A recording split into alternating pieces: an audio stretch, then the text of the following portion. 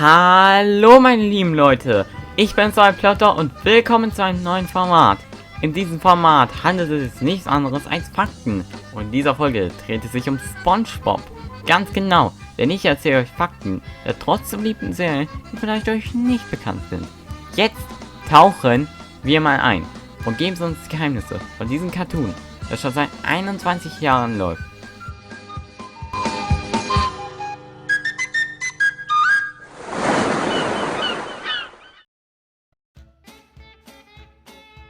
Am Beginn an der Entwicklung der Serie hieß der Hauptcharakter SpongeBob noch nicht SpongeBob. Er sollte eigentlich SpongeBoy heißen, weil er in der Serie 12 Jahre alt sei. Doch dieser Name wurde schon nach einem Wischmoppen genannt und um keinen Copyright-Ärger zu bekommen, wurde der Name von Boy zu Bob. Das ist schon trotz bloß einem Buchstaben eine recht große Veränderung. Das Intro von SpongeBob müsste für euch schon bestimmt ikonisch sein, oder?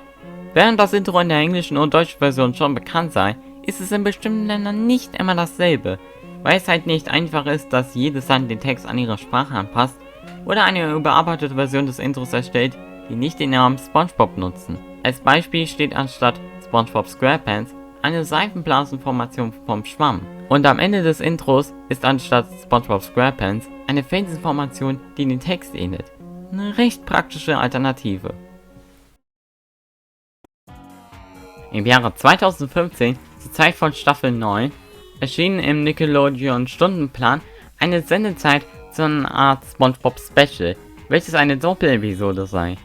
Dieses hieß SpongeBob Invader Pants, nicht zu verwechseln mit SpongeBob Mary Pants. Dieses wurde beschrieben, dass SpongeBob und seine Freunde Kontakt mit einem Alienwesen haben und sollte um 17 Uhr ausgestrahlt werden. Und die Betonung liegt auf sollte, weil zur Zeit, wo es eigentlich laufen sollte, ist es in Wirklichkeit nicht geschehen. Und es stellte sich heraus, dass SpongeBob Invader Pants in Wahrheit cancelled ist. Sprechen wir nochmal von einer abgebrochenen Folge zu einer abgebrochenen Szene von Episode 45 der dritten Staffel. Die Folge, wo SpongeBob mal wieder fehlerhaft versucht, seinen Führerschein zu bekommen und durch einen Unfall Mrs. Puff ins Gefängnis kommt und ein Unfall, dass bestimmte Szenen zum Meme wurden. Jedenfalls kommt Mrs. Puff ins Gefängnis und hier kommt es zur gelöschten Szene. Die besagt, dass der Vater von Mrs. Puff ihr besucht. Dabei muss man sagen, dass kein Storyboard davon aufgetaucht wurde. Aber der eigentliche Beweis, dass es diese Szene mal gegeben hatte, ist nicht in der Folge selber zu sehen, sondern im Abspann. Im Teil, wo die Synchronsprecher aufgelistet werden, steht dort Mrs. Puff's Dad, der auch von Tom Kenny gesprochen wurde. Es ist bis heute nicht bekannt, wie die Szene dargestellt wäre. Wie ihr womöglich wisst, gibt es SpongeBob schon in verschiedenen Sprachen. Doch was ist, wenn ich euch sage, dass nicht alle Dubs legal sind, sondern nicht autorisierte den Begriff Bootleg einordnen? Denn im Iran gibt es 5 Dubs und es wird gesagt, dass diese nicht lizenziert sind. Doch wieso glauben es Leute? Nun, es ist nicht nur so, dass es keine Erwähnung von Nickelodeon zu sehen gibt, es ist auch so, dass es nicht mal die allseits bekannte SpongeBob-Hintergrundmusik nutzen, sondern iranische Musik, die nicht mal irgendeine Art zu SpongeBob passen. Dazu sind die Soundeffekte schon vom Original, doch die wurden schwächlich von der englischen Synchro eingefügt, wo man noch leicht die Stimmen hört. Dazu noch wurde Sandys Bikini mit einem gleichfarbigen Kleid zensiert. Dasselbe wurde mit einem der Bikini tragenden Fische gemacht. Und ja, das Ergebnis ist grauenhaft. Der Name Bikini Bottom hatte dadurch keine Bedeutung mehr. DVDs wurden dazu mit wirklich seltsamen Covers verkauft. Ich meine, schaut sie euch an. Sie haben verschiedene Ränder genommen und unfassbar random draufgepackt. Irgendwann mal möchte ich diese DVDs kaufen, weil diese sind absolut unglaublich. Doch das Beste an all denen ist das Besagte, was vorne auf dem Cover zu sehen sind. Einige machen Sinn, andere nicht. Und andere zeigen auch nicht mal existierende Folgen. Ich meine, welche Folge soll da bitte drauf sein? Das ist auch groß sagen, Münze. Erinnert ihr euch an die Folge, wo SpongeBob ein Wahrsager war? Oder vielleicht, wo er Sandys Haus besucht hat? Oder auch, wo er auf einer fliegenden Kiste gesurft ist? What? Dieses Cover hat sogar Ränder vom Spiel SpongeBob Planktons Wiese Roborache. Ich würde mich wundern, was da für Episoden drauf sind. Nun, darauf sind keine SpongeBob-Episoden, stattdessen ein ganzer SpongeBob Bootleg-Film. Warte. Was? این داستان آقای خرچنگ بدبخت شده. Ganz genau. Im Jahre 2017 dieser 43-minütige Film erschien namens SpongeBob in Terran. Dieser Film wurde im selben Sender ausgestrahlt wie einen der iranischen Dubs. Ich weiß noch, als ich das erste Mal vom Film gehört habe und ich habe es erst nicht abgekauft, weil ich mir dachte, jeder kann heutzutage sowas animieren und es sieht zu sehr nach einer Parodie aus, anstatt einen Film, der allen Ernstes im Fernsehen ausgestrahlt wurde und für DVD verkauft wurde. Doch als ich mehr Recherche über diesen Film und generell über diese Dubs gemacht hatte, stellte sich hinaus, dass die Synchronstimmen vom Film dieselben sind wie einen der illegalen Dubs und es so bestätigt, dass das der Real Deal ist.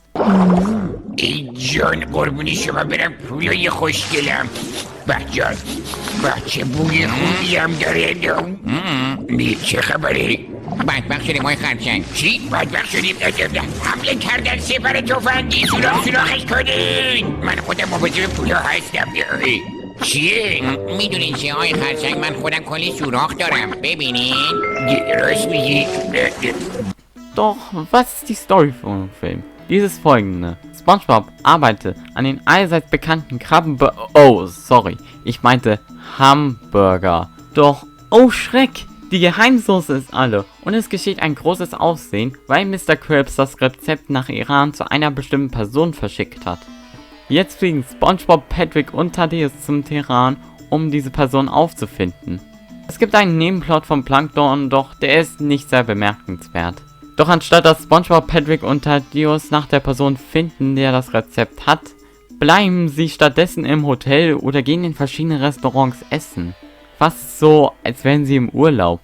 Um's kurz zu fassen, Thaddeus findet einen Inspektor, der die ganze Sache schneller macht, namens Inspektor Fake. Am Ende hin fahren sie zu einem Fußballstadion und das war's. Yep, dieser Film hat kein richtiges Ende und hört abrupt auf. Und selbst in den Fernsehausstrahlungen wurde besagt, dass genau das passiert ist. Euch hat die Animation bestimmt ins Auge gestochen, denn sie sieht so aus wie eine der alten SpongeBob PC Cutscenes. Doch es gibt auch Szenen, die legitimine Animation von der Show nutzen, meistens aus Schwamm aus dem Wasser. Letztens tauchte diese DVD auf namens SpongeBob in Shabara. Was ist das? Etwa eine Fortsetzung? Wenn ja, wir müssen sie in die Hände kriegen. Ich habe, als ich über den Film nachgeforscht habe, den Trailer entdeckt. Er ist, ich sage mal, was? Wir müssen wissen, wie die Geschichte endet, weil wie gesagt, der Film hat auf einmal aufgehört. Klar, dieser Film wurde nichts anderes als für schnelles Geld gemacht, doch er ist in Wirklichkeit interessant. Ich habe mir ihn selber angesehen und ich sag's euch, es ist was ganz Besonderes, was mehr Aufmerksamkeit braucht. Falls ihr ihn euch ansehen wollt, habe ich einen Link zum Film in die Beschreibung gepackt. Die Version mit dem Untertitel wurde später, als ich das Video gescriptet habe, von Viacom runtergenommen. Ich habe zwar meine noch mit deutschen Untertiteln, doch die möchte ich ungern hochladen, weil ich denke, dass bei mir dasselbe passiert. Sorry. Aber wenn das doch der Fall ist, dann ist es auf meinem Zweitkanal zu sehen, so in der Videobeschreibung.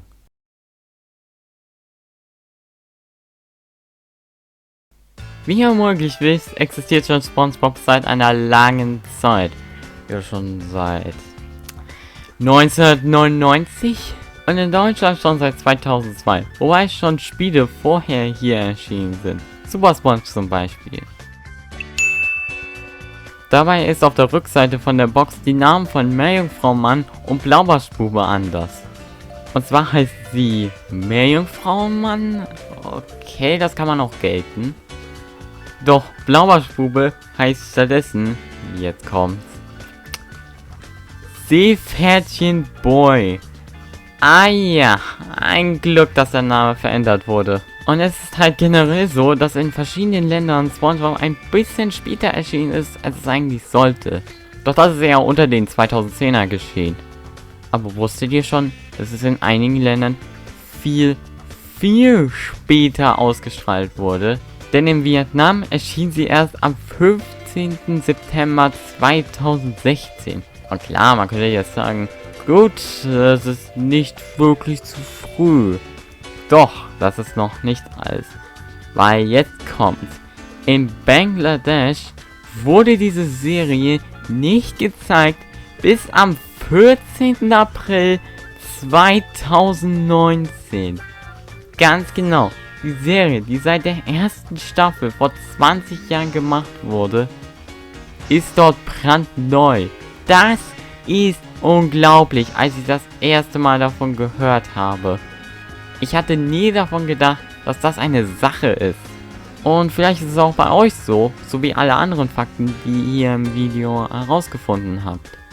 Und nun würde ich sagen, vielen Dank fürs Zuschauen. Das ist mein erstes Video mit einer neuen Art und Verbesserungsvorschläge sind in den Kommentaren erlaubt. Und sonst würde ich sagen, habt noch einen schönen Tag und wir sehen uns das nächste Mal wieder. Ciao!